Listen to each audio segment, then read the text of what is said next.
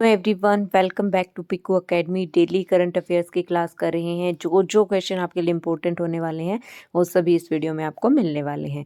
अगर आपको मेरी वीडियो पसंद आए तो इसे लाइक और सब्सक्राइब जरूर कीजिए। Who was appointed as the new advocate general of Rajasthan? कौन अपॉइंट हुए हैं नए एडवोकेट जनरल ऑफ राजस्थान के रूप में? राजेंद्र प्रसाद, रविशंकर प्रसाद, अशोक कुमार या इंदु कुमारी? तो राजस्थान के जो सीनियर एडवोकेट राजेंद्र प्रसाद गुप्ता ये अपॉइंट हुए हैं एडवोकेट जनरल ऑफ राजस्थान। और किन के द्वारा अपॉइंट हुए हैं? कालराज मिश्रा। गवर्नर के द्वारा अप्रूव किया जाता है the appointment of the advocate general. ठीक है, तो एडवोकेट जनरल जो है वो एक कॉन्स्टिट्यूशनल पोस्ट है जो अपॉइंट की जाती है कौन से आर्टिकल के थ्रू? तो ये इंपॉर्टेंट क्वेश्चन बनता है पॉलिटिक्स का कि आर्टिकल एडवोकेट जनरल की जो पोस्ट होती है 165 आर्टिकल कॉन्स्टिट्यूशन ऑफ इंडिया के 165वें आर्टिकल में आता है इसके अपॉइंटमेंट। और किसके द्वारा अप्रूव अपॉइंट होते हैं? ये गवर्नर के द्वारा। ठीक है, अगर हम आर्टिकल 177 की बात करें, आर्टिकल 177 में advocate general of state can take part in proceeding of legislative assembly.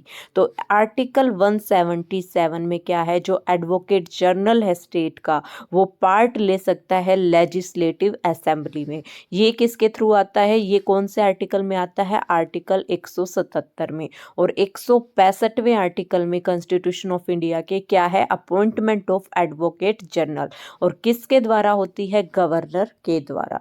और राजस्थान के गवर्नर कौन है? कालराज मिश्रा। नेक्स्ट क्वेश्चन हमारा, name the personality who has recently appointed as brand ambassador of boAt. BoAt एक कंपनी है, इसके रिसेंटली में अपॉइंट हुए हैं ब्रांड एम्बेसडर। तो उनका नाम क्या है? उन्होंने इसके शायद शेयर भी परचेज किए हैं। रणवीर कपूर, रणवीर सिंह, अर्जुन कपूर या विक्की कौशल? तो रणवीर सिंह जो है हमारे बॉलीवुड एक्टर, ये अपॉइंट हुए हैं किसके? जो बोट कंपनी है। बोट कंपनी कौन सी है? Audio and wearable brand boAt company, जो कहाँ पे है? मुंबई में है। बेस्ड इमेजिन मार्केट लिमिटेड, इसके अपॉइंट हुए हैं ब्रांड एम्बेसडर रणवीर सिंह।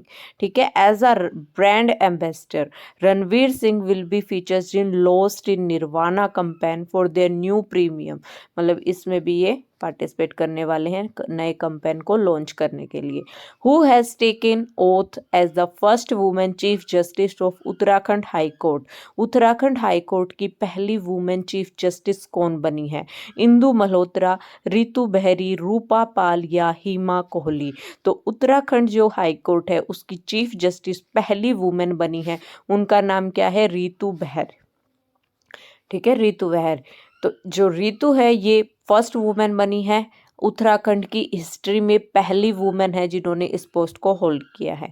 ठीक है, ये पहले Punjab and Haryana high court की सीनियर जज रह चुकी है। पहले Punjab and Haryana high court की सीनियर जज रह चुकी है और अभी फर्स्ट वुमेन बनी है chief justice of Uttarakhand high court.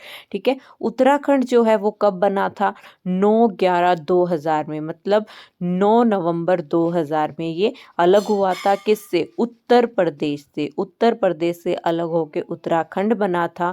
और जो अपॉइंटमेंट है हाई कोर्ट के चीफ जस्टिस की वो किस के अंतर्गत आती है? आर्टिकल 217 में।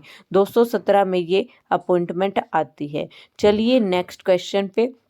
Who is the author of book Kashmir travels in paradise on earth 2024? Kashmir की नाम की एक बुक है travel in preside on earth 2024, वो किसके द्वारा ऑथर की गई है? रोमेश भट्टाचार्य, शमस फाकीर, विक्रम सेठ, जुम्बा लहरी? तो ये की गई है रोमेश भट्टाचार्य के द्वारा। कश्मीर ट्रेवल्स जो है पैराडाइज ऑन अर्थ 2024 ये रिलीज़ हुई है 5 फरवरी को। 5 फरवरी को ये बुक रिलीज़ हुई है और किसके द्वारा ऑथर की गई है? रोमेश भट्टाचार्य के द्वारा। ठीक है।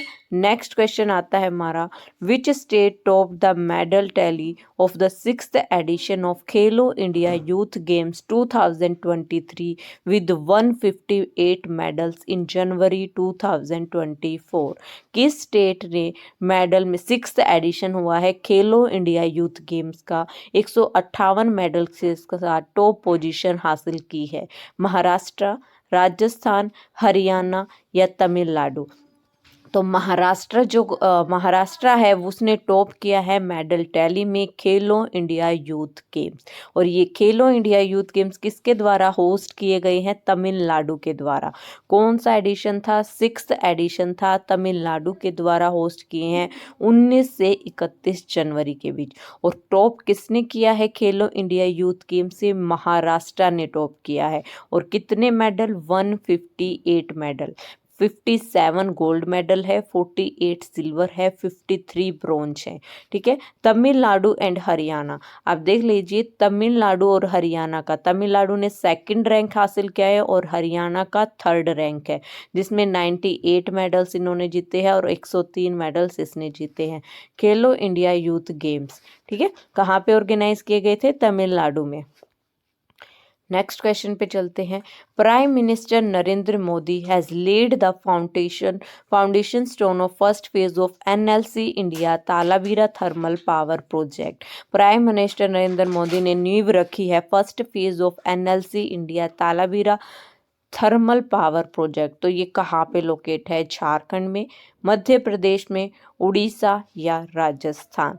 तो जो ये तालाबीरा थर्मल पावर प्रोजेक्ट है, इसका जो नींव रखी गई है पहले फेज की NLC India Talabira thermal project in Sambalpur, जो उड़ीसा में स्थित है।